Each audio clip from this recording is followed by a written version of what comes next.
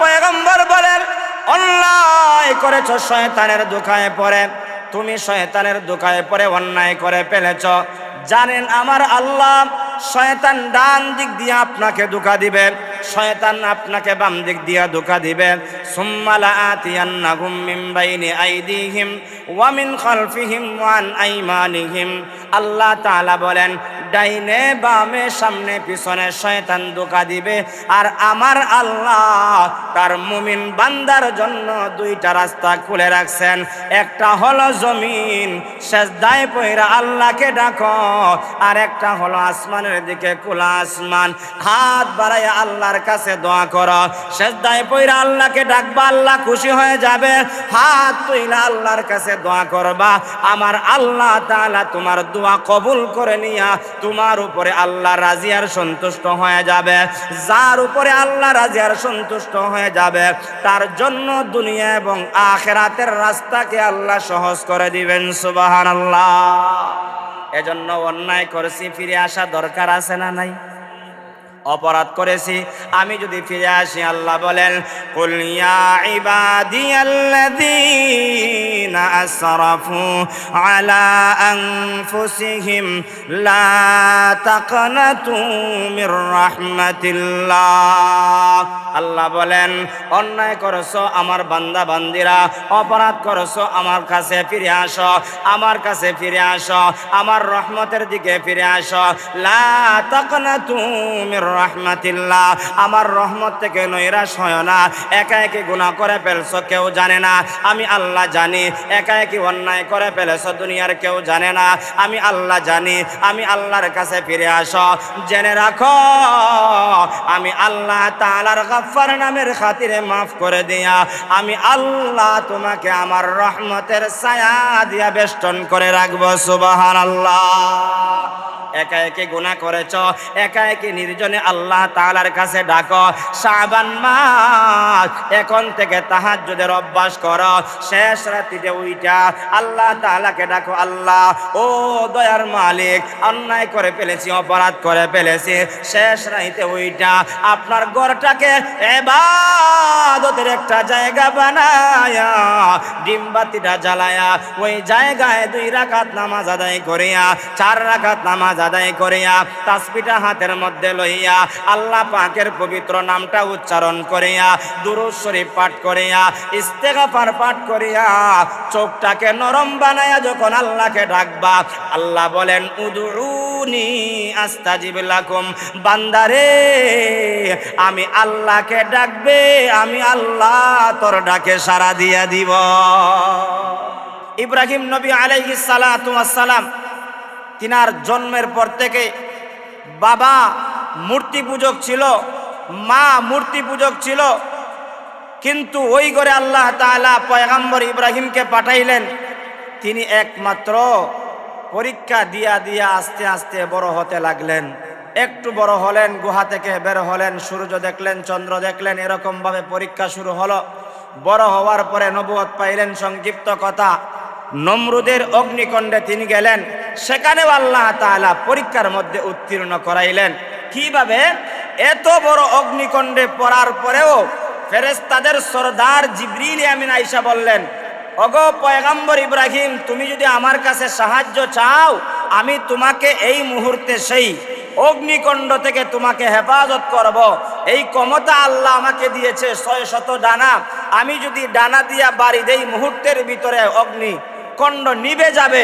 কিন্তু তিনি বলেছিলেন, তুমি কেন আমাকে সহযোগিতা করবে? আমার আল্লাহই আমার জন্য যথেষ্ট। সুবহানাল্লাহ। কি বলেছেন? আমার আল্লাহ আমার জন্য যথেষ্ট। কেন এই কথা বলেছেন? কারণ আমি যে নমরুদের অগ্নিকুণ্ডে গিয়েছি, তুমি যেমন দেখতেছো, আমার রব আল্লাহ তাআলার কুদরতি চোখ দ্বারা আমার আল্লাহ দেখতেছেন। কারণ আগুনের ক্ষমতা নাই জ্বালানোর, একমাত্র আল্লাহর হুকুম ছাড়া। পানির কোনো ক্ষমতা নাই ডুবানোর, একমাত্র আল্লাহর ক্ষমতা ছাড়া। যদি আগুনের ক্ষমতা থাকতো পুরানোর, তাহলে তো ইব্রাহিম পয়গম্বরকে যেই সময়, যতটুক সময়, যেই দিন অগ্নিকুণ্ডে নিক্ষেপ করা হয়, মুহূর্তের ভিতরে জ্বলে ছাই হয়ে যাওয়ার কথা। ইব্রাহিম পয়গম্বর বলেছিলেন, এক সপ্তাহ মতান্তরে আমি 40 দিন সেই অগ্নিকুণ্ডে ছিলাম। যতদিন ছিলাম এত আরামে ছিলাম, এত আনন্দে ছিলাম, ইতিপূর্বে আমি অগ্নিকুণ্ড থেকে বের হয়ে এত আরামে আর থাকি নাই। সেটার দ্বারা প্রমাণ হয় ইব্রাহিম পয়গম্বরকে অগ্নিকুণ্ডের ভিতরে শান্তির ব্যবস্থা একমাত্র করে দিয়েছেন কে? আল্লাহ। এজন্য ইমানদার সব চাইতে বেশি আল্লাহ তাআলাকে ভয় করে। আল্লাহ তাআলা বলেন, ইয়া আইয়ুহাল্লাযীনা আমানুত্তাকুল্লাহ, হে ইমানদারগণ আমি আল্লাহকে ভয় করম। হাক্কা তুকাতিহি, ভয় করার মতন ভয় করম। আয়াতের ব্যাখ্যায় মুফাসসিরিনে কেরাম লেখেন, একটা আল্লাহর বান্দা যদি সত্যিকার অর্থে আল্লাহকে ভয় করে, সকালে যেমন ভয় করে, দুপুরে তেমন ভয় করে, সন্ধ্যায় তেমন ভয় করে, প্রকাশ্যে হাজারো মানুষের সামনে যেমন ভয় করে, গোপনেও আল্লাহকে ভয় করে, যে সকাল সন্ধ্যা হায়াতের জিন্দেগির শুরু থেকে শেষ পর্যন্ত অন্ধকার হোক আলোতে হোক সর্বহালতে যে ব্যক্তি আল্লাহকে ভয় করে, এই ভয়টা হলো প্রকৃত ভয়। আর যার ভিতরে আল্লাহর ভয় থাকবে, ওই আল্লাহর বান্দার দ্বারা কোনোদিন অন্যায় কাজ হতে পারে না। সুবহানাল্লাহ। আর ভয়টা একসাথে আসবে না, আস্তে আস্তে ধীরে ধীরে ভয় আসবে। বলকের বাদশা ইব্রাহিম ইবনে আদহাম একটা দেশের বাদশা, আল্লাহ থেকে বিমুখ, আল্লাহ থেকে গাফেল, ইবাদত বন্দিগি থেকে গাফেল, বাদশাহী পাওয়ার কারণে এত শান শৌকতে থাকতেন, জিনার বিছানাটা প্রতিদিন একটা দাসী মহিলা পরিপাটি করে দিত, সুসজ্জিত করে রাখত। বাদশা মানুষের কিছু শখ থাকে। ইব্রাহিম ইবনে আদহামের একটা শখ ছিল, প্রতিদিন হরিণ শিকারের জন্য পাহাড়ে যেতেন। আর এই ফাঁক দিয়া দাসী মহিলা বিছানাটা পরিপাটি করে রাখে, আশ্রয়া সুন্দর করে রাখে, সুসজ্জিত খুশবু দিয়ে একবারে মুখরিত করে রাখে, যাতে করে বাদশাহ সারাদিন ক্লান্তি শরীর নিয়ে আইসা তার মখমলের বিছানায় ঘুমাইলেই সঙ্গে সঙ্গে ঘুম চলে আসে। দাসী মহিলা প্রতিদিন কাজ করে। একদিন ভাবলো, আমি যে আমার মুনিবের ঘরটা এত সুসজ্জিত করে রাখি, আজকে তো আমার বাদশাহ মুনিব পাহাড়ে গিয়েছে, আজকে এই ফাঁক দিয়া বিছানাটা কেমন আরামদায়ক, আমি তো টেস্ট করে কোনোদিন দেখি নাই, একবার বিছানার মধ্যে পিঠটা লাগাইয়া দেখি কেমন আরামদায়ক। প্রতিদিন তো আমি পরিপাটি করলাম, বিছানা তো টেস্ট করে দেখলাম না। দাসী মহিলা বিছানার মধ্যে পিঠটা লাগাইয়া দিল, আর আরামের বিছানা পাইয়া দাসী মহিলার ঘুম চলে আসে। একজন মানুষ কাজ করলে পরে বিছানায় পড়লে এমনি ঘুম চলে আসে, আর দাসী মহিলা তো কাজ করে, আরামের কোনো বিছানা নাই। এবার যখন আরামের বিছানাটা পাইল, পাওয়ার সঙ্গে সঙ্গে তার ঘুম চলে আসলো। আর এমন ঘুম আসছে, আসার কারণে ঘন্টা কোন দিকে যায়, ঘন্টার পর ঘন্টা অতিক্রম হয়, সে বলতেই পারে না। বিকাল হয়ে গেল, বাদশাহ শিকারি শেষ করে তার ঘরে আসলো। আইসা দেখলো বাদশার বিছানার মধ্যে দাসী মহিলা ঘুমন্ত অবস্থায়। রাগান্বিত হয়ে গেল, আমার দাসী আমার বিছানার মধ্যে ঘুমিয়ে গেছে, এত বড় সাহস কোত্থেকে পাইল। এবার একটা হাতের মধ্যে চাবুক নিল, চাবুকটা হাতের মধ্যে নিয়া ওই দাসী মহিলার পিঠের মধ্যে আঘাত করতে লাগলো। প্রথমবার যখন আঘাত করলো, দাসী মহিলা এবার হাসতে লাগলো। দ্বিতীয়বার আর একটা আঘাত করলো, দাসী মহিলা কান্না করতে লাগলো। এবার বাদশা জিজ্ঞাসা করে, দাসী মহিলা তুমি এতদিন ধরে আমার ঘরে থাকো, তোমার এত আমি জানি তুমি একজন জ্ঞানবান মানুষ, তোমাকে আমি আঘাত করলাম, তোমার হাসার কথা নয়, আঘাত পাইলে মানুষ কান্না করে, তুমি হাসলা কেন? দ্বিতীয়বার আঘাত করলাম, তুমি কান্না করলা কেন? এবার দাসী মহিলা ডাক দিয়া বলে, বাদশাহ শুনে নাও, প্রথমবার আঘাত করেছ, আমি হেসেছি এই জন্যে, আমি তোমার বিছানায় ঘুমাইছি, অন্যায় করেছি, অপরাধ করেছি। অপরাধের কারণে যদি কেউ আঘাত করে কান্নার কথা না, কারণ অপরাধ করেছি, শাস্তি আমি পেতেই পারি। বলে দ্বিতীয়বার তুমি কান্না করলা কেন? আল্লাহর বান্দি দাসী মহিলা ডাক দিয়া বলে, বাদশাহ শুনো, দ্বিতীয়বার কান্না করার পিছনে কারণ হলো আমার জন্য কান্না করি নাই, আপনি বাদশার জন্য আমি কান্না করেছি। এবার বাদশাহ জিজ্ঞাসা করে, কেন আমার জন্য কান্না করলা? এত দরদ কোত্থেকে আসলো? আবার আমার জন্য কান্না করার কারণটা কি? এবার দাসী মহিলা ডাক দিয়া বলে, বাদশাহ শোনো, আমি সামান্য সময় আপনার বিছানায় ঘুমানোর কারণে আপনার বেদ দিয়া চাবক দিয়া আমাকে আঘাতের পর আঘাত করলাম। না জানি এই বিছানার মধ্যে আপনি কত কাল ধরে ঘুমান, কতদিন ধরে ঘুমান, কত মাস কত বৎসর ধরে ঘুমান। এই মখমলের বিছানার মধ্যে ঘুমাইয়া আপনার রবকে যে আপনি ভুলে গেছেন, সেজন্য আপনার জন্য আপনার রবের দরবারে কি পরিমাণ বেতের আঘাত অপেক্ষা করতেছে, সেজন্য আপনার বাদী আপনার দুঃখে দুঃখিত হইয়া কান্না করতেছে। সুবহানাল্লাহ।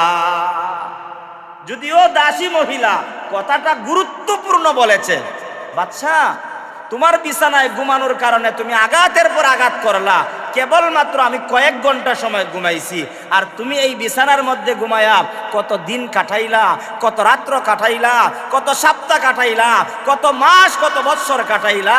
আর এই বিছানায় ঘুমানোর কারণে, শাহী বিছানায় ঘুমানোর কারণে রবকে ভুলে গেলা, রবের ইবাদত থেকে দূরে সরে গেলা। না জানি তোমার জন্য রবের দরবারে কি পরিমাণ বেতের আঘাত অপেক্ষা করতেছে, সেজন্য আমি দাসী মহিলা তোমার বেতায় ব্যতীত হইয়া, তোমার দুঃখে দুঃখিত হইয়া আমি কান্না করেছি। এবার বাদশাহ মানুষ, জ্ঞানী লোক তো, এমনিই তো আর বাদশাহ হয় নাই। বাদশাহ এবার কয়, ঠিকই তো আছে, আমার জন্য কান্না করছে। এটা নিয়ে চিন্তা করতে করতে রাত্রে বেলায় ঘুমিয়ে গেল। রাত্রে বেলায় কি করলো? চিন্তা করতে করতে চোখে ঘুম চলে আসলো।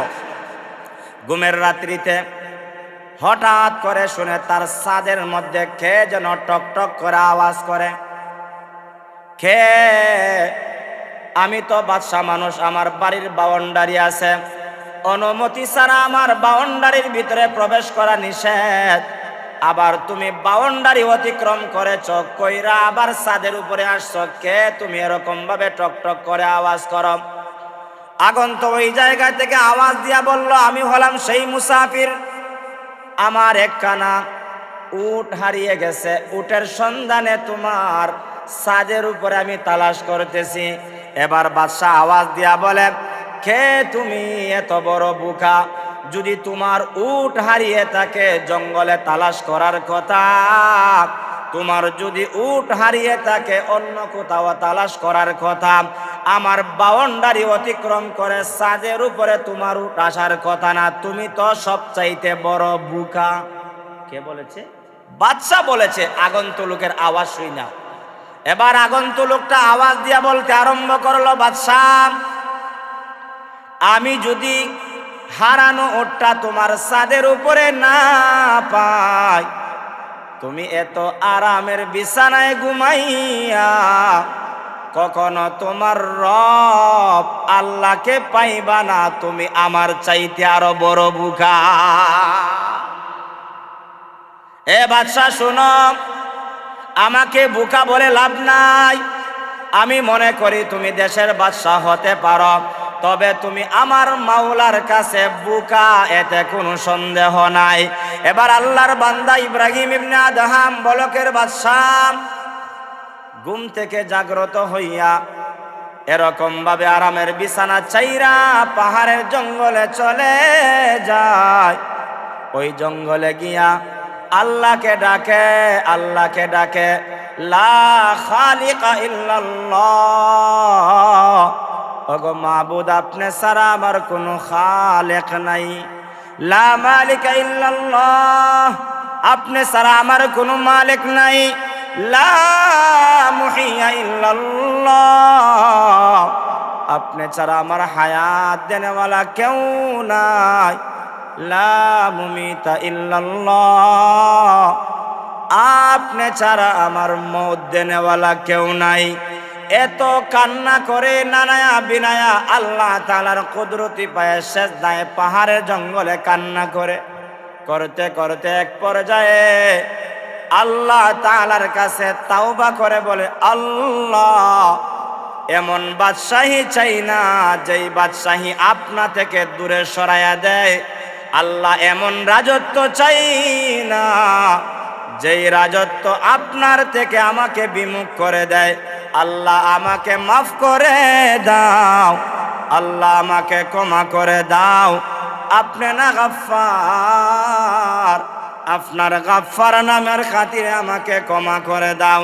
এভাবে যখন আল্লাহকে ডাকে, আল্লাহ তাআলার কুদরতি রহমতের সাগরের মধ্যে ঢেউ উঠে গেছে। আল্লাহ তাআলা ডাক দিয়া বললেন, ইব্রাহিম ইবনে আদহাম শোনো, যেহেতু তুমি ফিরে আসছো, আমি আল্লাহ তাআলা তোমার তাওবাকে কবুল করে নিয়া তোমাকে তোমার জামানার আল্লাহর ওলি বানায়া দিলাম। ও ভাই, একজন বাদশা যদি আল্লাহকে ডাইকা, আল্লাহর পরিচয় পাইয়া আল্লাহকে ডাইকা যদি আল্লাহকে খুশি করতে পারে, আমরা যদি আল্লাহকে ডাকতে পারি, অন্যায় করেছি, অপরাধ করেছি, শয়তানের দুখায় পড়ে যদি আল্লাহ তাআলার কাছে ফিরে আসতে পারি, আমার আল্লাহ আমার আপনার গুনাহ মাফ করে দিয়া আল্লাহর খাঁটি বান্দা আমাদেরকে বানাইতে পারেন কি পারেন না? ও ভাই, এজন্য এই যে শাবান মাস, তাওবা করার মাস, এই শাবান মাস ইবাদতের মাস, এই শাবান মাস আল্লাহর কাছে ফিরে আসার মাস। অন্যায় করেছো, অপরাধ করেছো, আল্লাহর পয়গম্বর বলেন অন্যায় করেছো, শয়তানের ধোঁকায় পড়ে, তুমি শয়তানের ধোঁকায় পড়ে অন্যায় করে ফেলেছো। জানেন আমার আল্লাহ শয়তান ডান দিক দিয়ে আপনাকে ধোঁকা দিবে, শয়তান আপনাকে বাম দিক দিয়ে ধোঁকা দিবে। সুম্মা লাআতিয়ান্নাহুম মিন বাইনি আইদিহিম ওয়া মিন খালফিহিম ওয়া আন আইমানিহিম। আল্লাহ তাআলা বলেন ডাইনে বামে সামনে পিছনে শয়তান ধোঁকা দিবে। আর আমার আল্লাহ তার মুমিন বান্দার জন্য দুইটা রাস্তা খুলে রাখছেন। একটা হলো জমিন, সেজদায় পইরা আল্লাহকে ডাকো, আর একটা হলো আসমানের দিকে খোলা আসমান, হাত বাড়াইয়া আল্লাহর কাছে দোয়া করো। সেজদায় পইরা আল্লাহকে ডাকবা, আল্লাহ খুশি হয়ে যাবে। হাত তুইলা আল্লাহর কাছে দোয়া করবা, আমার আল্লাহ তাআলা তোমার দোয়া কবুল করে নিয়া তোমার উপরে আল্লাহ রাজি আর সন্তুষ্ট হয়ে যাবে। যার উপরে আল্লাহ রাজি আর সন্তুষ্ট হয়ে যাবে, তার জন্য দুনিয়া এবং আখিরাতের রাস্তাকে আল্লাহ সহজ করে দিবেন। সুবহানাল্লাহ। এজন্য অন্যায় করেছি, ফিরে আসা দরকার আছে না নাই? অপরাধ করেছি, আমি যদি ফিরে আসি, আল্লাহ বলেন কুল ইয়া ইবাদিয়াল্লাযীনা আসরাফু আলা আনফুসিহিম লা তাকনাতু মির রাহমাতিল্লাহ। আল্লাহ বলেন অন্যায় করেছো আমার বান্দা বান্দিরা, অপরাধ করেছো, আমার কাছে ফিরে আসো, আমার কাছে ফিরে আসো, আমার রহমতের দিকে ফিরে আসো। লা তাকনাতু মির রাহমাতিল্লাহ, আমার রহমত থেকে নৈরাশ হয় না। একা একই গুনাহ করে ফেলছো, কেউ জানে না, আমি আল্লাহ জানি। একা একই অন্যায় করে ফেলেছো, দুনিয়ার কেউ জানে না, আমি আল্লাহ জানি। আমি আল্লাহর কাছে ফিরে আসো, জেনে রাখো আমি আল্লাহ তাআলার গাফফার নামের খাতিরে মাফ করে দিয়া আমি আল্লাহ তোমাকে আমার রহমতের ছায়া দিয়া বেষ্টন করে রাখবো। সুবহানাল্লাহ। একা একে গুনাহ করেছো, একা একে নির্জনে আল্লাহ তাআলার কাছে ডাকো। শাবান মাস, এখন থেকে তাহাজ্জুদের অভ্যাস করো। শেষ রাতে উইটা আল্লাহ তাআলাকে ডাকো, আল্লাহ ও দয়ার মালিক, অন্যায় করে ফেলেছি, অপরাধ করে ফেলেছি।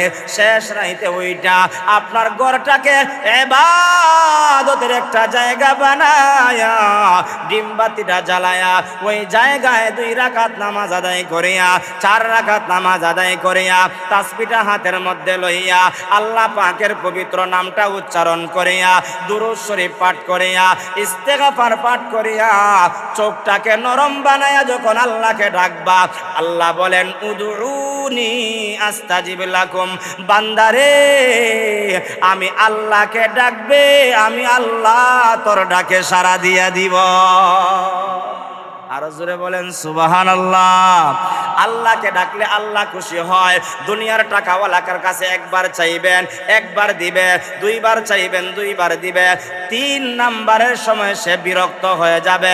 বেটা তোকে সকালে দিলাম, সন্ধ্যায় দিলাম, গতকালকে দিলাম, গত সপ্তাহে দিলাম, গত মাসে দিলাম, আবার কেন চাস, আবার কেন চাস?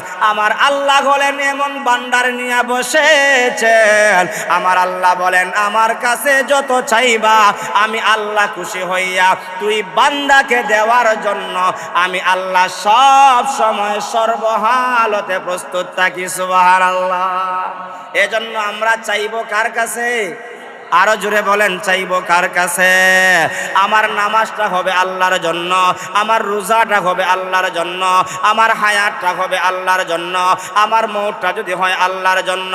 আল্লাহ বলেন বান্দা সব কিছু যখন আমার জন্য হয়ে যাবে স্বয়ং আমি আল্লাহ তোর হয়ে যাব। সুবহানাল্লাহ। এজন্য আমরা আল্লাহ তাআলাকে খুশি করার জন্য এই শাবান মাস পাইলাম, শাবান মাস শুরু হয়ে গেল।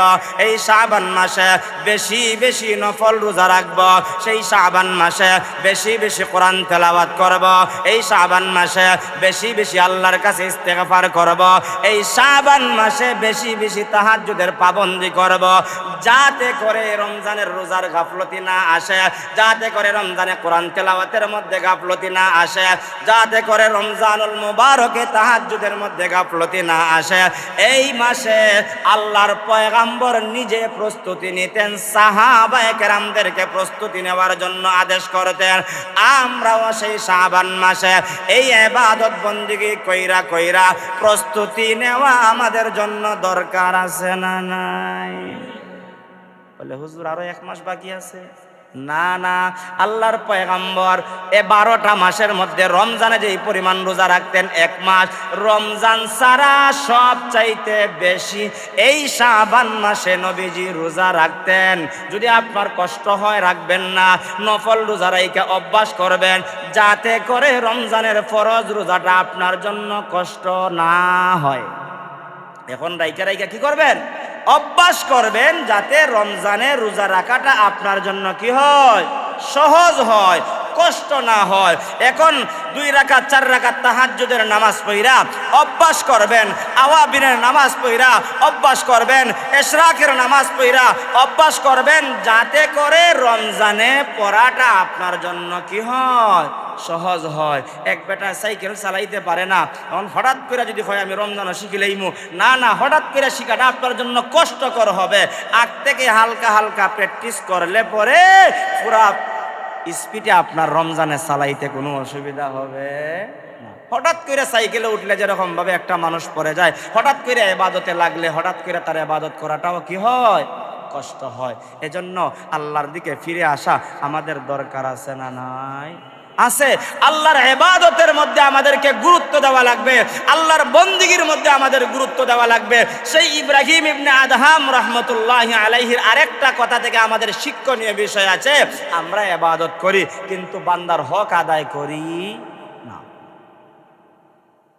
কত মানুষের না জীবনে খেজুর খেয়েছি, বড়ই খেয়েছি, লাউ, কদু, কত কিছু আমরা না হয়ে খাইছি না? এমন মানুষের অভাব খুব কমই আছে। ইব্রাহিম ইবনে আদহাম আল্লাহওয়ালা হওয়ার পরে তিনি বাইতুল মুকাদ্দাসে একদিন ইবাদত করতেছেন। কি করতেছেন? নফল বন্দেগী করতেছেন। নামাজের মধ্যে দাঁড়াইছেন আল্লাহর দরবারে, নামাজ পড়তেছেন। হঠাৎ করে পিছ থেকে কে যেন বলতেছে, ইব্রাহিম ইবনে আদহামের ইবাদত আল্লাহর দরবারে কবুল হয় না। তিনি মনে মনে ভাবলেন, এত সুন্দর করে তাকবীরে তাহরিমা বাঁধলাম, এত সুন্দর করে সূরা ফাতিহা পড়লাম, এত সুন্দর করে আমি তেলাওয়াত আরম্ভ করলাম, রুকু করলাম, সিজদা করলাম, আমার নাকি ইবাদত কবুল হয় না। আরেকজনের পিছ থেকে বলে, শুধু এই মুহূর্তে ইবাদত কবুল হয় না তা নয়, আজকে 6 মাস যাবত কোনো ইবাদত আল্লাহর দরবারে পৌঁছে না। ইব্রাহিম ইবনে আদহাম বলেন, যেহেতু কবুল হয় না, নামাজ ভেঙে ফেললেন। এবার আরেকবার আওয়াজ আসলো, বলে, এই ইব্রাহিম ইবনে আদহামের নামাজ কেন কবুল হয় না? বলে, ইব্রাহিম ইবনে আদহাম 6 মাস আগে উমরা হজ করতে গিয়েছিল, ওই জায়গায় পরে যাওয়া একটা খেজুর মালিকের অজান্তে খেয়ে ফেলল। ওই অজান্তে খাওয়ার কারণে তার কোনো ইবাদত আল্লাহর দরবারে পৌঁছে না। ইব্রাহিম ইবনে আদহাম পাগল হয়ে গেলেন, আমি কখন খাইলাম কখন খাইলাম। এবার চিন্তা করতে করতে তিনি ভাবলেন, আমি তো মক্কার ওই জায়গা থেকে খেজুর কিনেছিলাম, একটা খেজুর হয়তো খেয়েছিলাম অজানা অবস্থায়। বলে এটার কারণেই তোমার ইবাদত কবুল হয় না। যতক্ষণ না তার কাছ থেকে ক্ষমা না আনবে, যতক্ষণ না তার কাছ থেকে মাফ না আনবে, বান্দার হক আদায় না করবে, ততক্ষণ পর্যন্ত কোনো ইবাদত আল্লাহর দরবারে পৌঁছবে না। ইব্রাহিম ইবনে আদহাম বলেন, এবার আমি ইবাদত বন্দেগী বাইঙ্গা এবার মক্কার দিকে রওনা হয়ে গেলাম। বাইতুল মুকদ্দাস থেকে মক্কায় প্রায় 1200 মাইল দূরে। এত দূরের লম্বা সফর তিনি যাইতে যাইতে মক্কায় প্রবেশ করলেন। মক্কায় প্রবেশ কইরা ওনার ধারণা অনুযায়ী যেই ব্যক্তির কাছ থেকে খেজুর কিনেছিলেন, যেই দোকান থেকে, ওই দোকানদারওয়ালার কাছে গেলেন, গিয়া জিজ্ঞাসা করলেন, ভাই আমি একটা খেজুরের দাম দিতে আসছি। বলে এই খেজুরের দোকান তো এখন আমি একা নয়, আমরা এখন 2 ভাই। আমার বাবা 6 মাস আগে দুনিয়া থেকে বিদায় হয়ে গেছে। বলে তাহলে আমি কিভাবে এটা থেকে পরিত্রাণ পাইতে পারি? এবার আল্লাহর বান্দা ডাক দিয়া বলে, খেজুরের মাপ যদি নিতে হয়, বিনিময়ে যদি দিতে হয়, অর্ধেক আমাকে দিতে হবে, আর অর্ধেকের দাম আমার ভাই মদিনায় খেজুর বিক্রি করে ওই জায়গায় দিতে হবে। ইব্রাহিম ইবনে আদহাম বলেন, আমাকে যেখানেই যেতে হয় যাইতে হবে, কিন্তু সেটার মাপ কমা আমাকে নিতেই হবে। সামান্য একটা খেজুর। এবার তিনি বললেন, আমি আপনার অর্ধেক খেজুরের দাম দিতে চাই। বলে খেজুরের দাম দিতে হবে না, আমি আপনাকে মাফ করে দিলাম। বান্দা যদি মাফ করে দেয়, মাফ করে দিবেন কে? আরো জোরে বলেন কে? বান্দা যদি মাফ না করে, যতই আল্লাহর কাছে বলেন না কেন, কখনো মাফ পাওয়া যাবে। যতই রোজা রাখেন কবুল হবে না, যতই নামাজ পড়েন কবুল হবে না, যতই সদকা করেন কবুল হবে না, যতক্ষণ না বান্দার হক আদায় করবেন। এবার ইব্রাহিম ইবনে আদহাম রাহমাতুল্লাহি আলাইহি ওই মক্কার তার ভাইয়ের অর্ধেক খেজুরের দাম দিয়ে দিলেন।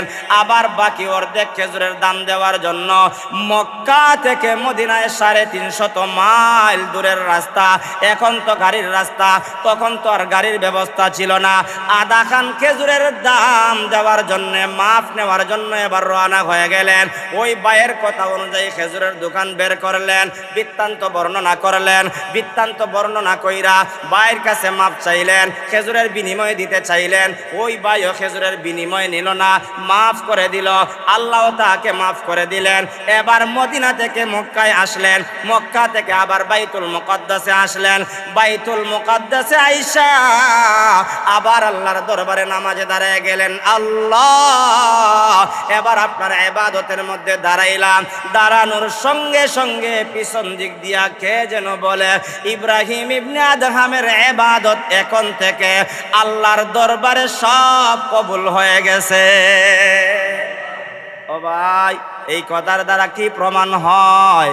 বান্দার হক নষ্ট করলে আল্লাহর কাছে ইবাদত কবুল হয় না। আর বান্দার হক আদায় করবে কে? যার ভিতরে ভয় থাকবে। কার? আল্লাহর ভয় থাকবে। সেই কথাটাই আল্লাহ বলেন, ইয়া আইয়ুহাল্লাযীনা আমানুত্তাকুল্লাহ, হে ঈমানদারগণ আমি আল্লাহকে ভয় করো। হাক্কা তুকাতিহি, ভয় করার মতন ভয় করো। যদি ভয় করার মতন ভয় করতে পারো, আল্লাহর প্রিয় হইতে পারবা। আমরা আল্লাহ তাআলার প্রিয় হতে চাই কি চাই না? যদি চাই তাহলে কেন নামাজ থেকে দূরে? যদি চাই তাহলে কেন আল্লাহর ইবাদত থেকে দূরে? এটার দ্বারা প্রমাণ হয় আপনার অন্তরে আল্লাহর ভয় নাই। আপনার অন্তরে আল্লাহর ভয়। বলে হুজুর এমন ভয় করা করি মসজিদে আসতে পারি না, এমন ভয় করা করি যেই ভয় আমাকে মসজিদ পর্যন্ত কি করে না, আনে না। এমন ভয় তো এটা আমাদের জন্য আল্লাহর সঙ্গে দুকা ছাড়া আর কিছুই হতে পারে না। সত্যিকার অর্থে যে আল্লাহকে ভয় করবে সে কি নামাজ ছাড়বে? সত্যিকার অর্থে যে আল্লাহকে ভয় করবে সে কি আল্লাহর কোনো হুকুম লঙ্ঘন করবে? এই জন্য আল্লাহ বলেন হাক্কা তুকাতিহি ওয়ালা তামুতুন্না ইল্লা ওয়া আনতুম মুসলিমুন। হে ইমানদাররা, আমি আল্লাহকে ভয় করো, ভয় করার মতন ভয় করো, আর প্রকৃত মুসলমান না হইয়া মৃত্যুবরণ করিও না। প্রকৃত মুসলমান কেমনে আপনি হইবেন? নামাজি হইলে তো আপনি প্রকৃত মুসলমান হইবেন, আল্লাহ তাআলার ইবাদত বন্দেগী পালন করলে তো আপনি প্রকৃত মুসলমান হইবেন। আর আল্লাহর বন্দেগী তোমাকে যদি আল্লাহর ভয় না থাকে তাহলে আল্লাহর বন্দেগীর মধ্যে তোমার মন ঝুঁকবে না। ইব্রাহিম ইবনে আদহাম যদি ওই দাসী মহিলা থেকে শিক্ষা গ্রহণ করে বলকের বাদশা ছেড়ে দিয়া যদি আল্লাহ তাআলার ধ্যানে বের হতে পারেন, বলকের বাদশা যদি ওই ছাদের উপরে কটকটে আওয়াজ শুই না যদি জীবন পরিবর্তন করতে পারেন, আপনি আল্লাহর কালামের কথা শুই না জীবন পরিবর্তন করতে পারলেন না, আল্লাহর হাবিবের কথা শুই না আপনি জীবন পরিবর্তন করতে পারলেন না, আল্লাহ এবং আল্লাহর রাসূলের কথা শুই না জীবন পরিবর্তন করতে পারলেন না, আপনার মতন কপাল পোড়ার কেউ হতে পারে না। শিক্ষা তো কোনো কিছু থেকেই পাওয়া যায়। দুনিয়ার সব কিছু বুঝলাম, আখিরাতের জিনিসটা বুঝলাম না। দুনিয়ার লাভ বুঝলাম, আখিরাতের লাভ বুঝলাম না। আমি তো কপাল পুরা, আমি যদি না বুঝি। আল্লাহ ব্যবসা দেখাই দিয়ে গেছেন, আল্লাহর ব্যবসা করো, দ্বীনের ব্যবসা করো, কোরআনের ব্যবসা করো। তার মানে হলো আল্লাহর ব্যবসা করো মানে আল্লাহর ইবাদত করো, রাসূলের ব্যবসা করো মানে রাসূলের ইত্তেবার অনুসরণ করো। আল্লাহ তো এই কথাই বলেছেন, ইয়া আইয়ুহাল্লাযীনা আমানু, হে ঈমানদারগণ, হাল আদুল্লুকুম আলা তিজারা, আমি কি তোমাদেরকে এমন একটা তিজারতের কথা বলে দিব যেই তিজারত করলে কি হবে? তুমজিকুম মিন আযাবিন আলীম, যন্ত্রণাদায়ক শাস্তি থেকে তোমরা বাঁচতে পারবে। যন্ত্রণাদায়ক শাস্তি থেকে আমরা যদি বাঁচতে চাই, অবশ্যই একমাত্র গোলামি করতে হবে। কার? আল্লাহর গোলামি করতে হবে। আর আল্লাহর গোলামি করবে কারা? আল্লাহকে মহব্বত করে যারা। আল্লাহর গোলামি করবে কারা? আল্লাহ তাআলাকে ভালোবাসে যারা। আল্লাহর গোলামি করবে যা কারা? আল্লাহকে ভয় করে যারা। আর আল্লাহকে ভয় করে যারা, তাদের অভিভাবক স্বয়ং একমাত্র কে? আল্লাহ। আল্লাহকে যারা ভয় করে তাদের অভিভাবক স্বয়ং আল্লাহ।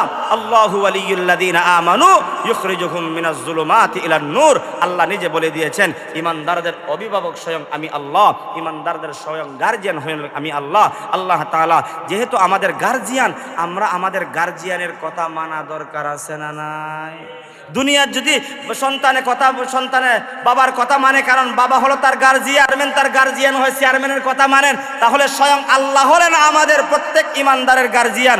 আমাদেরও গার্জিয়ানের কথা শোনা দরকার। বলে গার্জিয়ানের কথা শুনে শুধুমাত্র শুক্রবারে জুমার দিনে আর বাকি দিন বুইলা যায় না। না, আপনি শুধুমাত্র একবার কথা শুনলেন আর একবার কথা শুনলেন না, আপনি তো প্রকৃত বাবার সন্তান হতে পারলেন না। আপনি যখন সদা সর্বদা আপনার বাবার কথা শুনবেন, আপনার বাবা যেরকম ভাবে আপনার উপরে সন্তুষ্ট থাকবে, আপনার রব আল্লাহ তাআলার ইবাদত বন্দেগীতে যখন লিপ্ত হয়ে যাবেন, আপনার রব সর্বদা আপনার উপরে রাজি আর সন্তুষ্ট হয়ে যাবে। আর এই শাবান মাসে আমরা বেশি বেশি করে আল্লাহ তাআলার দিকে ফিরে আসার জন্য, এতদিন আমরা ফিরে আসতে পারি নাই শয়তানের দুকায় পড়ে, এখনো সময় আছে, এখনো সময় আছে, ফিরে আসো। আল্লাহ বলেন উদউনি আস্তাজিব লাকুম, আমাকে ডাকো আমি তোমাদের ডাকে সাড়া দিব। শাবান মাস আসছে, এই মাস বলতে বলতেই চলে যাবে, রমজান মাস চলে আসবে। এর আগে আগে আমাদেরকে প্রস্তুতি গ্রহণ করা দরকার। এজন্য পায়ে ধরে হাতে ধরে বলে যায়, অন্যায় করছি আর অন্যায় করব না, অপরাধ করছি আর অপরাধ করব না। অপরাধ নিয়ে কবরে যাইতে চাই নাকি অপরাধ নিয়ে কবরে যাইতে চাই? অপরাধ নিয়ে কবরে যাইতে চাই না, কারণ কবরে কারো কবরে কেউ যাবে না। আপনার কবরে আপনাকেই যেতে হবে, আপনার আমল নিয়ে আপনাকেই যেতে হবে, আপনার নেকি নিয়ে আপনাকেই যেতে হবে। কিন্তু নেকিটা আমার সঙ্গী বানাইতে হবে। আর সঙ্গী বানানোর জন্যই তো আল্লাহর পয়গম্বর বলেছেন, আল্লাহুম্মা বারিক লানা ফি রজব ওয়া শাবান, হে আল্লাহ রজব এবং শাবানে বারাকা দান করো, রমজান পর্যন্ত হায়াত দাও। রমজান পর্যন্ত হায়াত দাও ব্যবসার জন্য, কাপড়ের ব্যবসা বেশি হোক সেজন্য না, না চাউলের ব্যবসা বেশি হোক সেজন্য না। আল্লাহ যাতে ইবাদতের ব্যবসাটা আমার ভালো হয়, ইবাদতের ফুজি যাতে আমার ভালো হয়, আর এই ফুজি নিয়ে যাতে মরতে পারি, কবরে যাইতে পারি, এমন তৌফিক আল্লাহর কাছে চাইছেন। আমি ব্যবসার জন্য হায়াত চাইলাম, এটার জন্য আপনি হায়াত চাইতেন না, আপনি ইবাদতের জন্য হায়াত চাইতেন। ইবাদতের জন্য হায়াত চাইলে আল্লাহ তো আপনাকে এমনিই দুনিয়া দিবে, এমনিই আল্লাহ দুনিয়া দিবে। আমি তো একটা উদাহরণ সব সময় দেই, যে এক ব্যক্তি ঘর বানাইলো, বানানোর সময় এক দুইটা দরজা রাখলো, ফাঁক দিয়া পশ্চিম দিক দিয়ে একটা জানালা রাখলো। জানালা রাখার পরে আরেকজনে জিজ্ঞাসা করে, বাবা এই যে জানালা রাখছো এটা তো রাখার কোনো প্রয়োজন নাই। বলে এই জানালা দিয়া আল্লাহর ঘরের আজান শুনতে চাই। আচ্ছা আল্লাহর ঘরে আজানই কি শুনবে? বিকাল বেলার বাতাস কি আর খাবেন? বিকাল বেলার বাতাস খাবে, শীতের দিনের রৌদ্রটাও খাবে। ঠিক তেমনি ভাবে আপনি ইবাদতের জন্য আল্লাহর কাছে চান, বাকি দুনিয়া তো আল্লাহ আপনার নির্ধারিত যা রেখেছেন তা অবশ্যই আল্লাহ আপনাকে দিবেন। আখিরাতের জন্য আপনি পুঁজি অর্জন করেন। আল্লাহ তাআলা যেন বলনেওয়ালা আমাকে, শুননেওয়ালা আপনাদের সবাইকে যেন আল্লাহ তাআলা আখিরাতের পুঁজি হাসিল করার তৌফিক দান করেন। আমিন।